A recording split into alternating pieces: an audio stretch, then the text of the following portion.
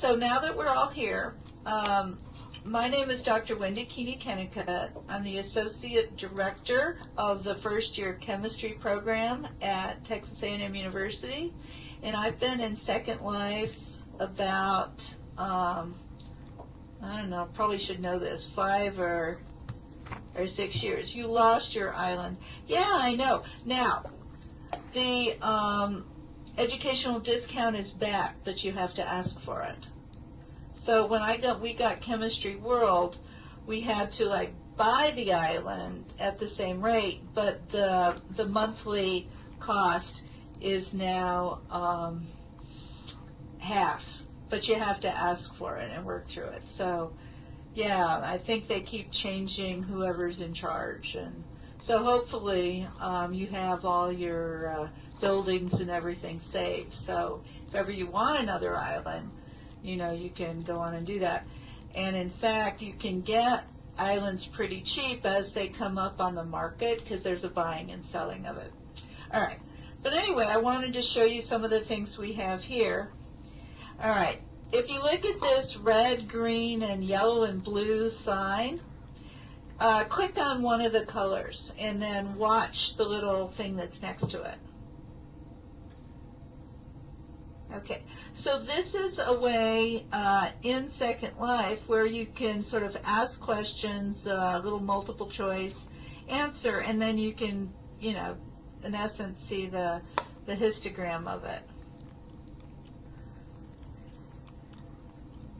Another thing, so green is winning, yeah.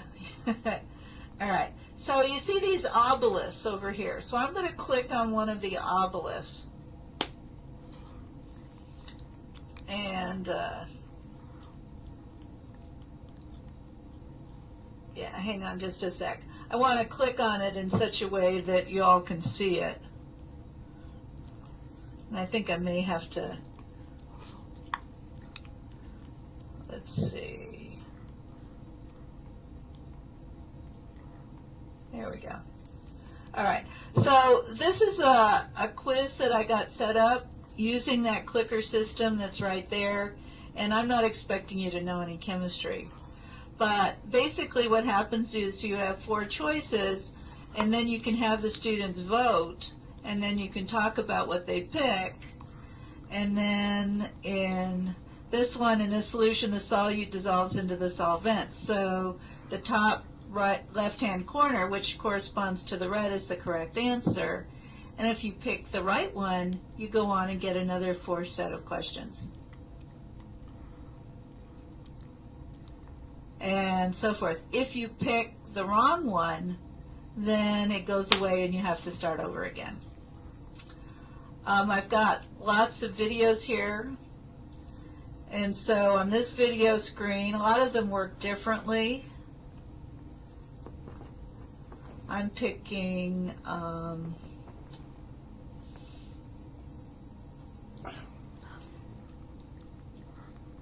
this one, and sometimes the sound works and sometimes it doesn't. But this was a chemistry commercial. The problem with my actually teaching a class in this is that I, on most semesters, have 600 students. So most of my stuff is meant to be asynchronous. Though I did do office hours in here where I taught. But this was a few years ago when people's wireless weren't very good, their connections weren't very good. And so there were some technical issues because you needed to have really good bandwidth in order to get this to work. The other thing that was really cool, and this worked for some people but didn't work for others, I made my computer into a streaming server so I could write on my my Symposium, which I have right here, and it would show up on the screen.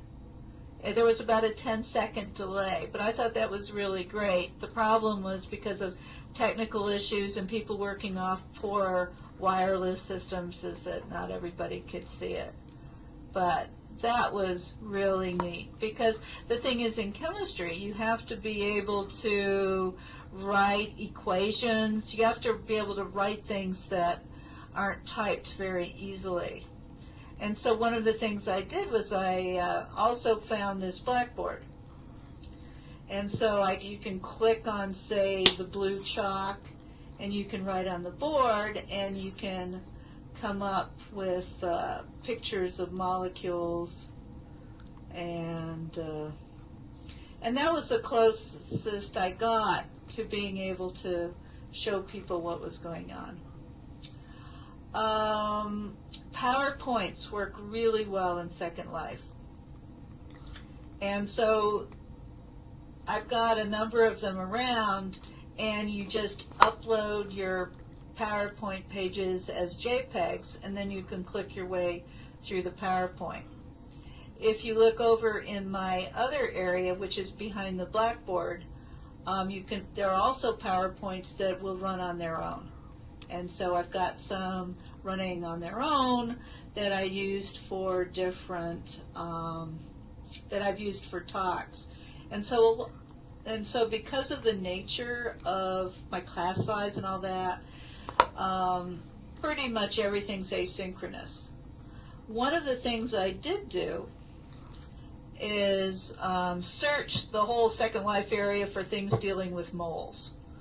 And so that's why I've got a couple whack-a-mole games as well. You know, a lot of it is just giving people activities. All right. One of the things I did was I took a scavenger hunt, and then I rearranged it to make it into a molecule game. And so the kids have to get baskets, because that's where the programming is. But they move from site to site, they build a molecule, then they have to answer a question, and there are 5 stations. And not only was it kind of fun, and the students could follow directions, and I didn't need to be there, but also it trained them into doing some work in Second Life. And so that's one of the things about education in Second Life, is it's got to be fun, but it's got to be meaningful. If you guys want to come into this study area,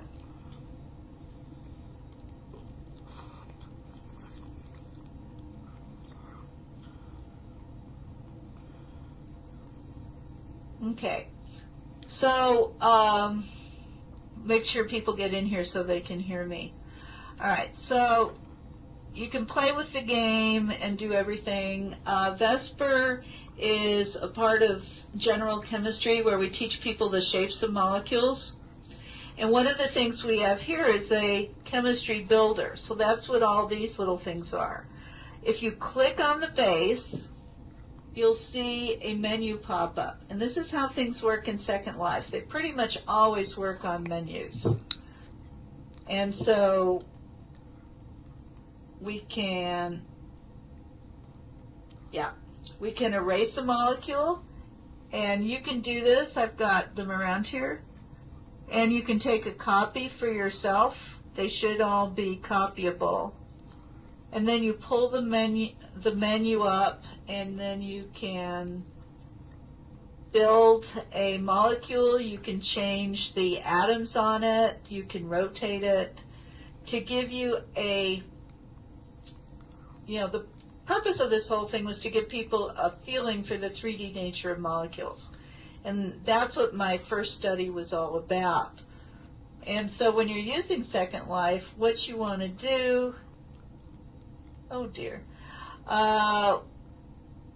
do you think chemistry in Second Life has helped students visualize molecules? Yeah, that's what the study showed. That was what our end result was. It was because we only had like one homework system and one homework, well, we really had like 2 or 3 times where they worked. I'm telling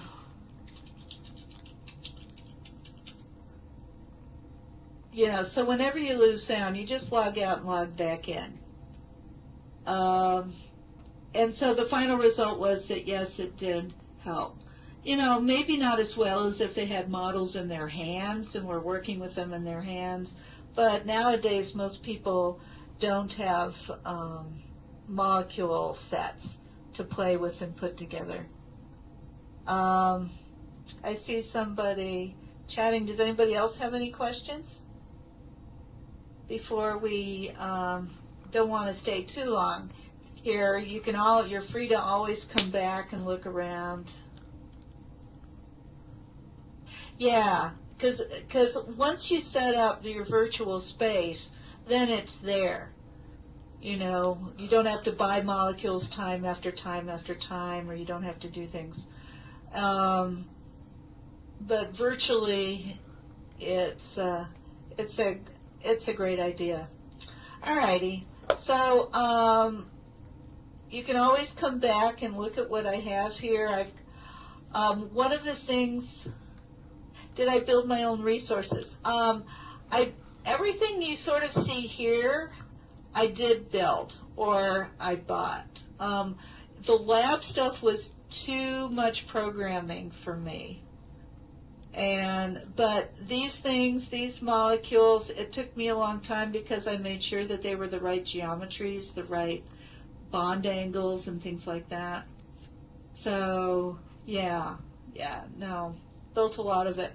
What you can do is I've got instructional videos over here. Oops, sorry. And so you can look at the videos that I put up for students. When you're working asynchronously, videos are wonderful ways of teaching students how to get around in Second Life, how to do things in Second Life, so that you don't have to be there. So in our study, we put almost 300 students through the molecule game, through Chemist as an Artist and drawing molecules like a chemist. And looking back, it was a mistake because I actually made them essentially do, in essence, some building, very minor building, but it was tough on them and used up a lot of unnecessary bandwidth. If I was going to do the study again, I would do it much simpler.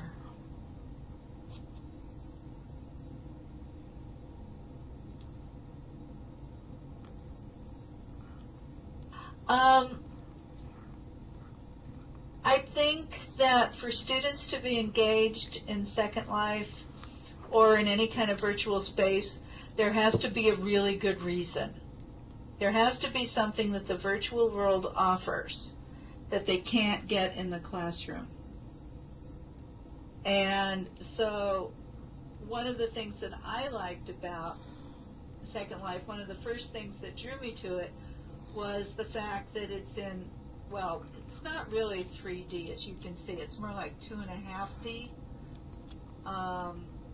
But getting an idea of shapes of things. I liked it for giving review sessions when the students couldn't come to my regular review. I liked it for 3D. The thing with online classes in chemistry is that there's really no way to do the lab part of it, and so that's why we're testing virtual labs. Yeah, especially when they can't make a class, right. I've given Cherie a book chapter that I wrote on Second Life. I don't know if she shared it with you, but she has a copy of it, as well as I think maybe some of our other papers we did. Okay, great, because I just wanted it all put together. And so the book chapter actually talks a lot about the data of working with 3D molecules and actually the molecule builder as well. Alrighty, so you can always come back. You're welcome to play the game if you like. Have I noticed any issues, connection issues, problems with learning curve? Sound. I think is an issue, as we're finding out here. In order to do this, well, people not only have to be able to chat, but they have to be able to hear, and they have to be able to speak to make it like a regular class.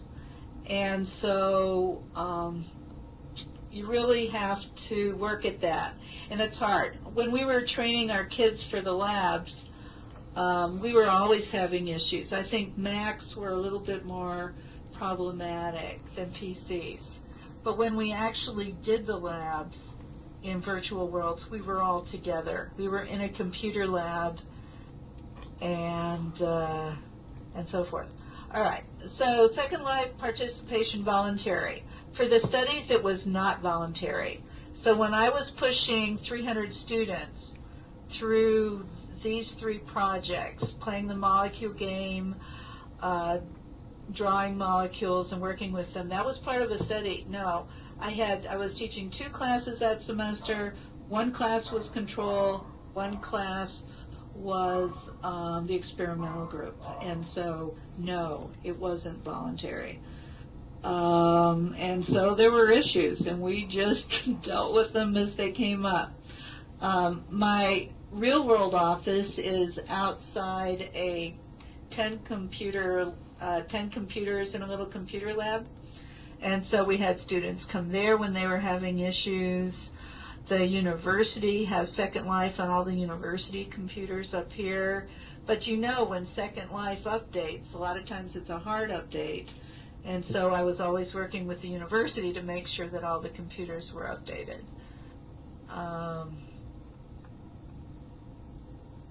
And so forth. Now, I have had semesters, well, where I've had them play the molecule game, and that was voluntary. It was quiz points, which I dropped several quizzes, and so if they did it or not did it, it wouldn't be too bad. Okay, were there any? To be honest, I work in the normal browser, the normal Second Life browser. I'm on a PC. I bought a special one with some funds. But I work with the normal browser on a PC. I don't do it as extra credit because I don't do any kind of extra credit. All the sort of quote extra stuff they do is actually a part of their grade, and I allow them to like drop some things. But that's just a personal. But yes, I do give quiz credit for it, but then I drop some quizzes, so if they don't like doing Second Life, that's just one of the quizzes that they drop. But because we're doing a study in the laboratory, we are not, I can't do it in my class anymore because I'm afraid I'm going to upset the study. Because some of my students might also be working in the lab, and so I don't want to like confuse things.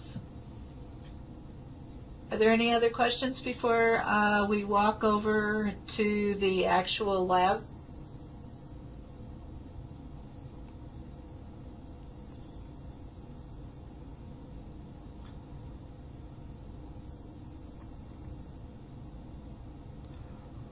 Okay, I hear people typing and see people typing, but I don't, oh, there we go. Okay, good. All right, so we're going to find out who agreed to be in the group and who didn't agree to be in the group. All right, so let's walk back.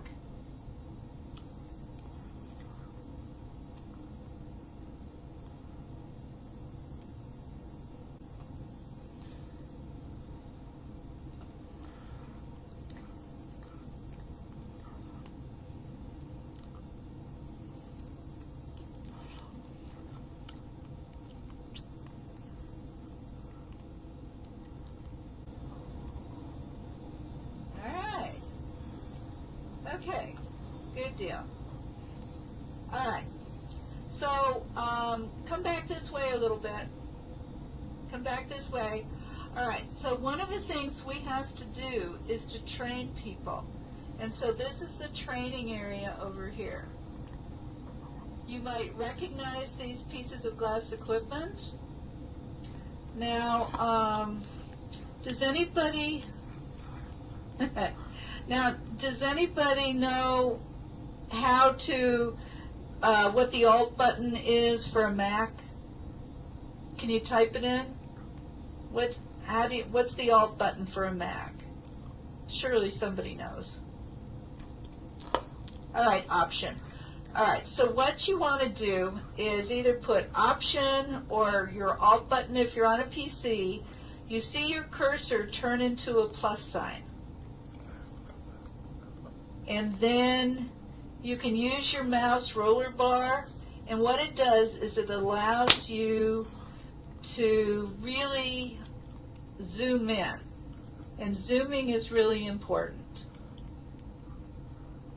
Okay? And so this allows students to really read the equipment very well.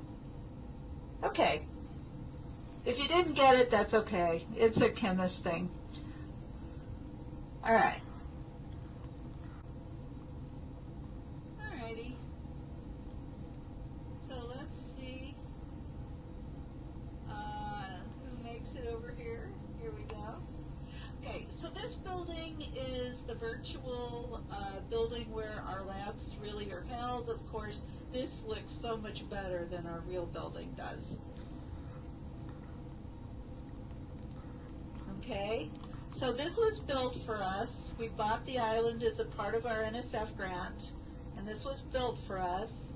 So one of the things we're going to do is the doors open automatically, and so we're going to go in.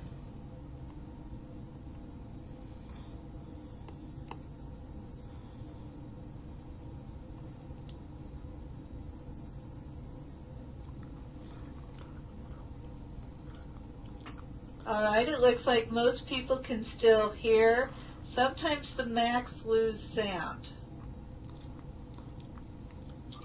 Sometimes the Macs lose sound. Okay, so when a lot of times, okay, great. All right, wonderful.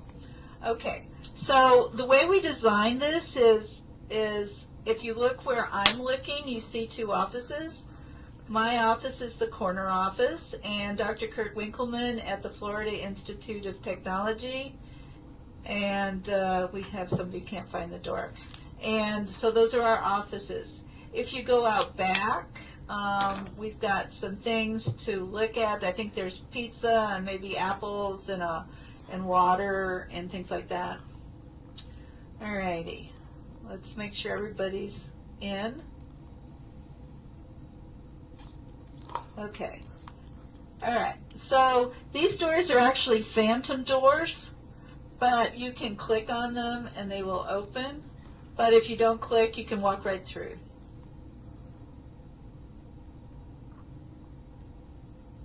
So this looks very much like our lab. It's got some things in it that work. These foot pedals. Okay, what you notice is anything that turns into a little pointy finger, you can click on. So these foot pedals you can click on, and you can turns on the water and so forth. We don't really use it, but this was a fun thing to give this more realism. Actually, this area looks so much like our real labs. This yellow thing right here by Katie, well, Katie just left, is an eye wash. So you can click on that, and if your eyes ever get in trouble, get chemicals in them, you can wash your eyes. And so there's me getting my eyes washed. And then this is a sit command, so you can stand up and back up.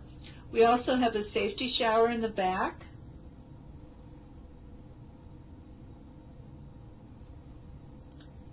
And so if you get chemicals on them, notice what's true about building in Second Life or any kind of virtual world. The ceilings are higher. Everything's further apart. And yeah, there we go. And that's because it's very easy to feel claustrophobic in Second Life. Okay. So, okay, question?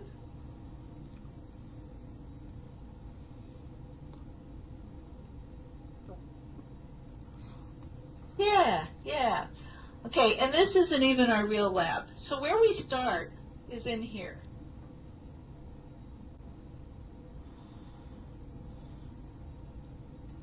Okay, so you can find a seat. Remember, you right-click and sit down. And you still have the page up, page down feature, which allows you to raise your hand. Okay, so the TA stands up here. Now, this is actually in a computer lab, but what we found is that most kids were watching the PowerPoint presentation through their monitors. And so the TA goes through exactly the same process as what they would do in the real lab.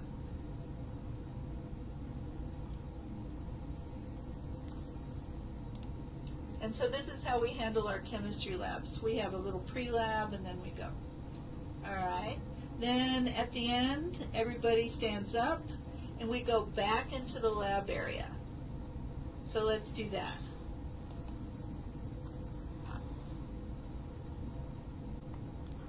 All right. What I want you to do to make sure we all end up at the same place is I want you to click on water molecule 12. Okay, I want you to click on water molecule 12, and I'll be up there in just a minute. Just click on water molecule 12.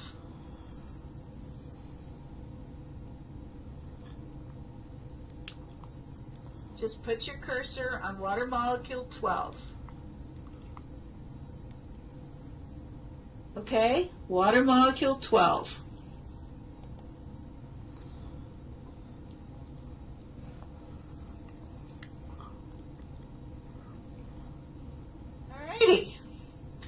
Alright, so here we are. What you can see next to the PowerPoint, so the PowerPoint that was down on the main floor could only be operated by the TA and by people with administrative things. This PowerPoint can be run by the students, so you can operate this one as well, which will allow students to go through the PowerPoint in case they have any questions or problems. Now, if you may have noticed that we have 12 different platforms. They all look like this one.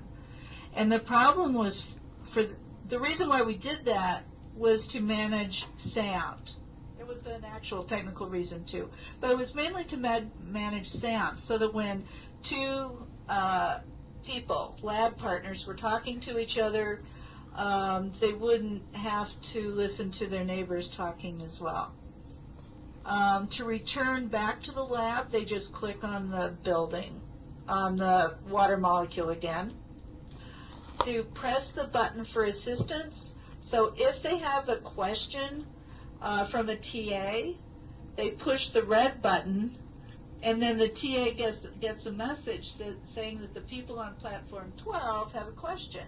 So then the TA can come and visit and see what's going on, and then once the TA gets up here, they can turn that off. Okay, so we have two labs up here. Yeah, it was very, very necessary to allow students to be able to reach their TAs. I was thinking about little flags, but this works so much better. Anyway, this was the easiest lab over here.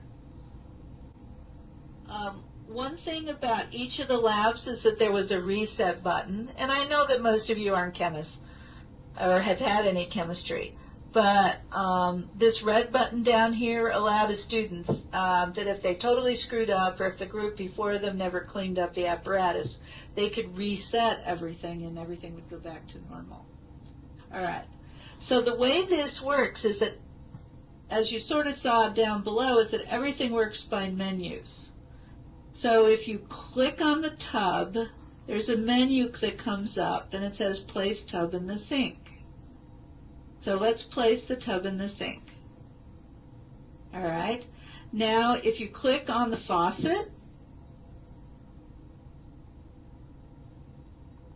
what'll happen is that the tub will fill with water.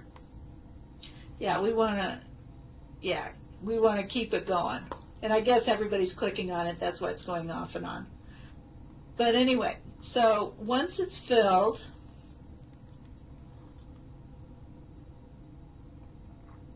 we could put the poor thing, maybe it, with so many people clicking on it, it got all confused. But anyway, so we have a barometric pressure. We have a barometer on the wall. If you click on the barometer, it turns it on and off, so it measures the barometer, the pressure at the air pressure. The thermocouple, that thing that's lying down on the numbers, that's a thermometer, so you can click on that.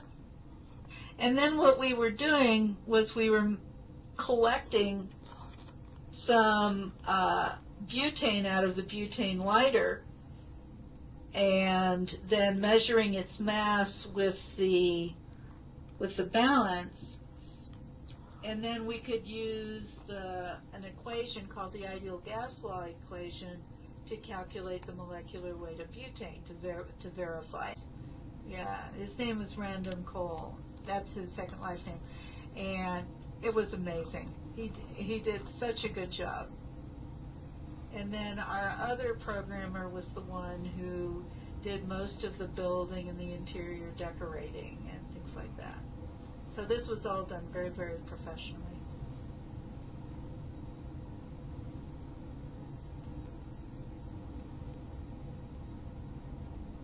And the second lab is over there, and that's even more complicated with lots of pirettes, and there was like 7 different titrations that the pairs of students had to do, and lots of data that was collected. But everything they did here, the kids were doing the very same thing in the real world. So these 2 labs were matched, and so we're collecting data to see what the differences were. You know, can students really learn from doing things in Second Life? Oh no, this was definitely not voluntary. We chose at random 4 sections, so 4 sections of 25 students each. And you have to do a big selling job when you do it non-voluntary.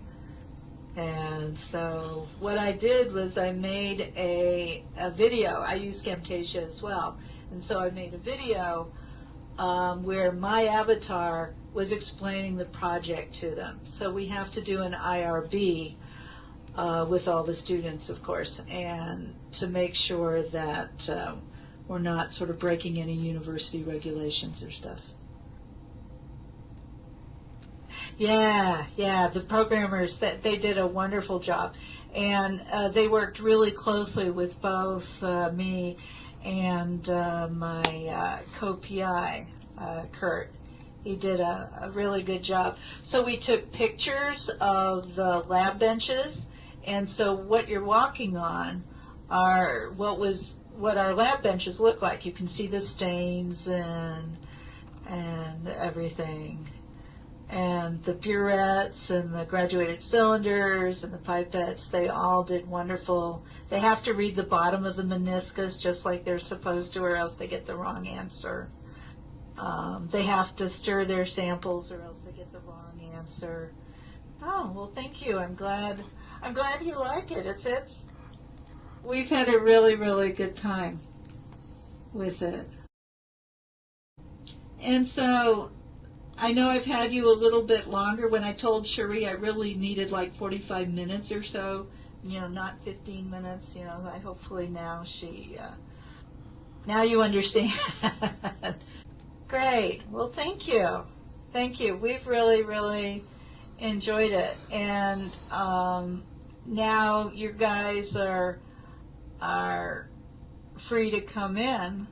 For sure, this place is only open to people who have joined the group, and so it's only you guys, and you can't have other people join the group. It's just the way Second Life works. It's all about permissions. But definitely my area, well, we didn't want strangers coming in and really interrupting the labs, which is part of our NSF study. So that's why we had to close it off. Yeah. But definitely the rest of Texas A&M is our islands, and we have, let's see, we have 12. We have a lot of islands, and we have several different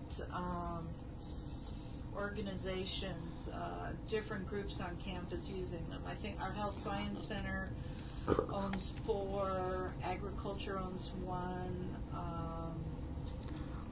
let's see, Texas A&M itself has 3, Galveston has 1, a guy in environmental science, he has 1 for his study. What happened was that the guy, our ITS people who run educational programs, like they run our Blackboard for the university, and they run other things. They thought ahead. They kind of knew this was coming, the cuts, the education cuts. So so he got a 3-year contract, and so we managed to live our way through the times when they had gotten rid of the educational discount. And now that it's back, we're good to go. I guess overall, I think our department, our university thinks that it's worth it. We have a lot of people that use it, even though many times when you come onto an island, nobody seems to be around. But there are times when they are. Yeah, I think it is worth it. I mean, I think it's good to do studies on it, but it's good to use it. You know, I'm almost sorry that this laboratory project is involved, because it means I cannot use it in my class, and I enjoyed using it in my class. So that was kind of sad. But anyway, are there any other questions? Oh, you're very welcome. If not, Cherie has my email address, and so if you have any questions or you want to meet again, feel free to email me. As I said, she has my book chapter, which has a lot of good references for Second Life, and it talks more about my other project. And so, good. Thank you very much. Class, it's 8:15, so I know we kept you a little longer than usual. You're welcome to stick around, and I'm going to have to excuse myself because I've got to get ready for another class. So, everyone, thank you all. Team 2, thank you for setting this up, and Dr. K, thank you for facilitating it for us. Good night, everybody. Good night.